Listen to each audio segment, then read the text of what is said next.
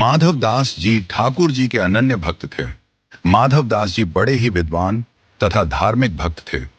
जब उनकी धर्मपत्नी स्वर्गलोक को सिधारी, तब उनके हृदय में संसार से वैराग्य हो गया। संसार को निस्सार समझकर माधव दास जी ने अपना घर छोड़ दिया और जगन्नाथपुरी का रास्ता पकड़ लिया। वहां पहुंचकर माधव दास जी समुद्र के किनारे एकांत स्थान में पड़े रहे और अपने को भगवत ध्यान में तल्लीन कर लिया। अब तो बाबा ऐसे ध्यानमग्न हुए कि उन्हें अन्न जल की भी सुध न रही। अब तो बाबा को बिना अन्न जल कई दिन बीत गए। तब दयालु जगन्नाथ जी से बाबा का इस प्रकार भूखे रहना सहा नहीं गया।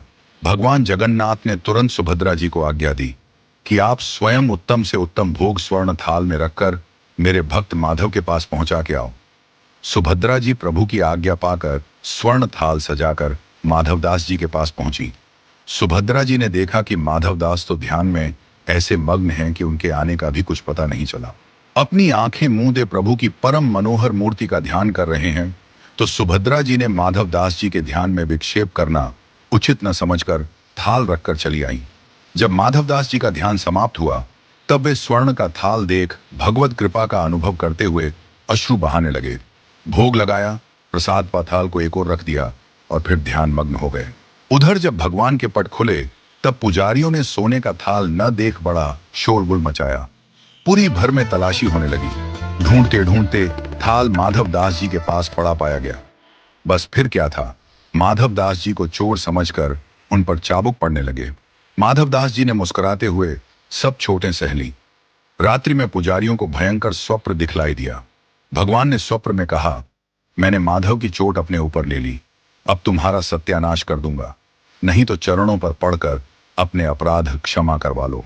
बेचारे पंडा दौड़ते हुए माधवदास जी के पास पहुंचे और उनके चरणों पर जा गिरे। माधवदास जी ने तुरंत क्षमा प्रदान कर उन्हें निर्भय किया। अब माधवदास जी के प्रेम की दशा ऐसी हो गई कि जब कभी माधवदास भगवत दर्शन के लिए मंदिर में जाते, तब प्रभु की मूर्ति को ही एकटक देखते रह जाते। दर्शन समाप्त होने पर माधवदास तल्लीन अवस्था में वहीं खड़े खड़े पुजारियों से अदृश्य हो जाते। एक बार माधवदास जी को अतिसार का रोग हो गया। माधवदास समुद्र के किनारे दूर जा पड़े। वहां इतने दुर्बल हो गए कि उठ बैठ नहीं सकते थे। ऐसी दशा में जगन्नाथ जी स्वयं सेवक बनकर उनकी देखभाल करने लगे। जब माधवदास जी को कुछ होश आया, तब उन्होंने तुरंत पहचान लिया कि हो ना हो ये प्रभु ही हैं। यह समझ झट उनके चरण पकड़ लिए और विनीत भाव से कहने लगे, नाथ, मुझ जैसे अधम के लिए क्यों आपने इतना कष्ट उठाया? भगवान कहने लगे, माधव, मुझसे भक्तों का कष्ट नहीं सहा जाता। उनकी सेवा के योग्य मैं अपने सिवा किसी को नहीं समझता। इसी कारण तुम्हारी सेवा मैंने स्वयं की। भगवान यह कहकर अंतर्धान हो गए। इधर माधवदास जी के भी सब दुख दूर हो गए।